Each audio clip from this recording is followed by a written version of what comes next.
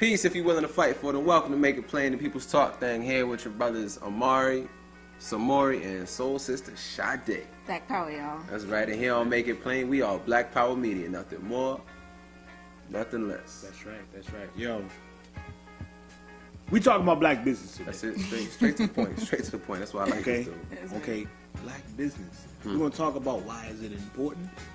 You know what I'm saying? Yeah. What's the situation going on with black business right now? And what is the future? What is your vision for black business? And your actions. Yeah, tell them, girl. That's right. For the future of black business. Yeah, certainly. You know what I'm saying? Because it's a very important topic. Yo, it's probably one of the most important and very slept on. A lot of times folks equate economics with capitalism and evilness. That's incorrect. You know, we could just look at Baba Amos Wilson, you know, Blueprint for Black Power, that economics is the rudiment, if you will, of everything. No doubt. And we have a lot of people who talk about, this is the first thing people say, see, now children need to know is that they come from kings and queens. You know what I'm saying? So let's say, we look at Kemet. A society that was able to produce the monuments that they did had to have a very sound economic system. And we need that. You know what I'm saying? We need that right now. All right, y'all. So we did some great interviews with folks talking about business. So let's check it out. I think the importance of black business is to keep our culture and our economic status afloat in this country. We need black businesses so we can build up our community. Utilize the black businesses so we can give back to the community. So we need to have our own economic resources, if nothing else, just to be self-sustaining and self-determining. Yeah, we need our own economical system, our own funding, our own monies, and to support each other to build more jobs in the community for our peoples, other than supporting and relying on the system, to do things for us. So, I'd say the two most prevalent problems with black business would be undercapitalization, which means a lack of capital, lack of financial capital, and a lack of sophistication in the black community in terms of running businesses. Black people are happy to grow up and maybe go to college and maybe get a decent job, and I think that kids should understand that it's much more than that. From the giddy up, they need to understand that you should own your business. You should be grooming your child to run a multi-million-dollar corporation, not working a good job. Well, with a lot of black businesses, I think the number one thing that we deal with is everybody looking for a hookup. And it's sad because, you have to patronize black businesses in order for us to have products to give to you. You have to spend with us. Even in Atlanta, we have a lot of black businesses, and I think even the black business owners take it for granted that people are coming and purchasing things from them, and so they just kind of feel like they don't have to have customer service. And I think a lot of businesses have failed because of that. Form of doing business, you have to have a credit card machine. You need to have return policies. You need to have, you need to have all the things that regular businesses have. If you're going to create a business, other than that, you're just something on doing on the street. If you're going to create a business, period. Like doing hair is not respected as much as you do hair. When every black woman on this earth gets her hair done somewhere. So if there wasn't a sister doing hair, you wouldn't be getting your hair done.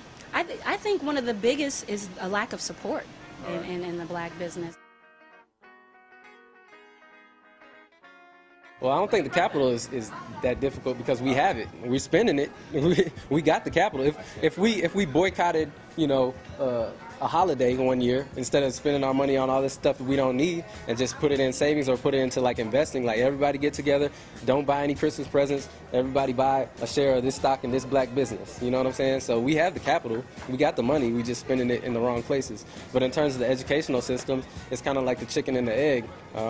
How do you give kids the education they need without the capital to build the institutions? I think we go about that by studying, first and foremost. We need to study. We need to study our culture and our history and the significance of it and understand each other better. So once we understand each other and understand that we're trying to build, we're trying to really create something within our communities, we'll be more inclined to actually invest in that, and have more respect of that. When you look at things differently, the things you look at will change. People have to change their minds. People buy black a lot, even when they buy food and things like that, but we had to expand out of food and clothes. We need the plumbing and all of that. private nursing or whatever you want to do. We got to expand out of the stereotypical things that we do. One another. Yeah. I have to value and believe that you can offer me the same service and the same product as an Asian man, as a Mexican man, as an Italian man, and not feel as though I'm getting lesser quality or lesser quantity from you. We value their everything more than our own. We don't even value trying to have our own business, mind, or land, or woman. Stop me. My name is Rashandra and Joe. Be looking for me in a city near you. In Laurel, Delaware. It's the Route 13 flea market. It's a big community. We like the only cultural spot on the Lower Eastern Shore. 100% natural products, all organic, all vegan products. DangerousNegro.com, Black Empowerment Apparel. Holla at your boy. And we also have a daycare, African Center Daycare, yeah. So I can't leave that out. So we deal with children from 6 weeks to 12 years of age. Just buy black, like me. You do never get comfortable, never get complacent, ever, ever. I'm never complacent. I don't even sleep most nights because I worry about how can I get to that next level. Well, peace. yeah, peace and love. Thanks, no, peace and revolutionary love. Yeah, definitely. That's what's up, man. No doubt. Yeah. I think they made it plain. I mean, you had a lot of different ideas going on there. You know, black people always want to hook up. That's true. Yo. You know what I'm saying? We definitely got to support the people without, wanting always to be hooked up or wanting a discount, because those people have to feed their family as well. Exactly. Black business. I've been to a lot of black businesses, man, and a lot of times it feels like home. You know what I'm saying? It feels like a home away from home. This is a place that you just want to go and chill. One business that comes to mind is really Community Book Center here in New Orleans. That's right. Black Star Books and Cafe. You know what I'm saying? But there's one issue that I've always had with black businesses, man. Because for a long time I've been that type of dude. Is like, yo, I'm gonna go out of my way to go to a black business. And one thing I hate. What's that? Ooh, look at his face. One thing I hate is when you drive all the way across town to go to a black business at a time that they're supposed to be open, and they ain't open. You're like, damn, see, the white man gonna be open and we see him be open. You know what I'm saying? That's funny. That's crazy, man. It's I be true. like, yo, look, when you have the time, look, just be open. Yeah. You know, and in fact, to go a step beyond that, be open 15 minutes before you're supposed to be open and stay open 15 minutes later. It'll work wonders for, you know what I'm saying, the relationships that you build with your customers. And, you know, that's going to repeat the business. That's going to repeat the profit. You know what I'm saying? So, I mean, what's some issues that you have? Well, for me, it kind of speaks to what you're talking about, being open 15 minutes earlier, open 15 minutes later. Not just is going to help with providing continuous, consistent customers. It also shows your consistency and also talks about your character. You're prepared because you're desiring to provide a service for the people that you love. That's right. I think that when we talk about economics, the way that people see it, we forget that it's not about the money, but it's providing services for one another so that way we can sustain or build a nation. That's the point of this to begin with. I think that people forget that on the side, not only of black businesses, but also of customers. And it creates this negative dynamic between the two. Well, I ain't gonna go to her hair salon, I ain't gonna go to her hair shop because she ain't do my hair right. She shouldn't got a permit anyways. But hold on. Okay. But that's another topic. All right. But you know what I mean? It's not about bad mouthing the one person. Teach them, show them, like tell them this is why, you know, this is how I would like to see this better, and actually participate in each other as building up the community. No doubt.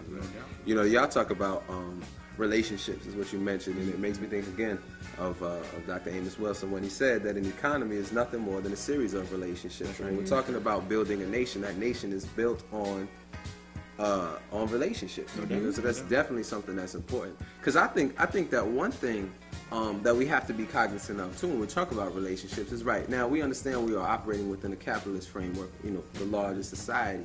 We're not talking about supporting black businesses so that they could run off and then, you know, be mad, you know, affluent in the cracker community. No, what we're talking about is supporting black businesses that in turn support black communities. So there must be some sort of mutual accountability. I'm gonna spend my money with you, but you also need to reinvest. So there's a lot of different ways. We're not talking about necessarily financial, although, you know, Samoy had a suggestion. You know, buying uniforms for the local basketball team.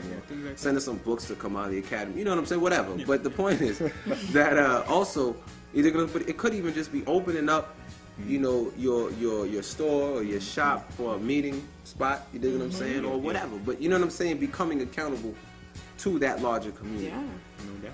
But you know, there was something that we were talking about earlier, which was the couple in was it Chicago? The Andersons. Man, I mean, that's dedication right there. What did they do?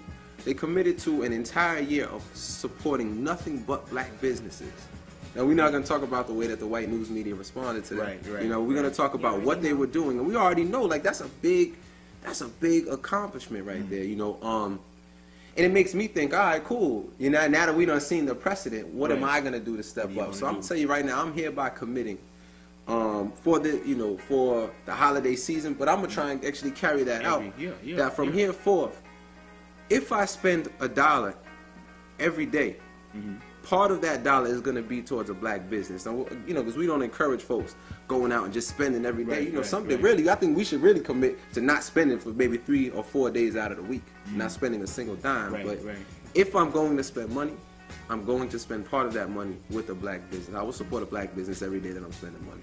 You know what I'm saying? And you know, so many of our people, man, they have a problem with that. They have a problem with you deciding to support other people that look like you. Oh, you racist. Why are you going to do that? You know? Yeah. I don't care. Does it? You know what I'm saying? Why you bring that up? I don't care. I mean, because I ask students all the time, like, if there is a black store and there's a white store, they're equally distanced away from your home. They sell the same products. Which one do you go to? Right. You know what I'm saying?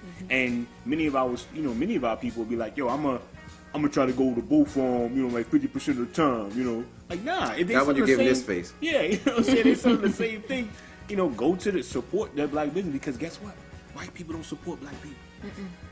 Whenever they find out that something is black owned, they don't support it. Right. So we don't have to support them. Just look. We only have, an obligation to secure our survival. Yeah. To secure our survival. That's it. That is it. That's it. If you can't get with us on that, you can't get with us on nothing. Hey.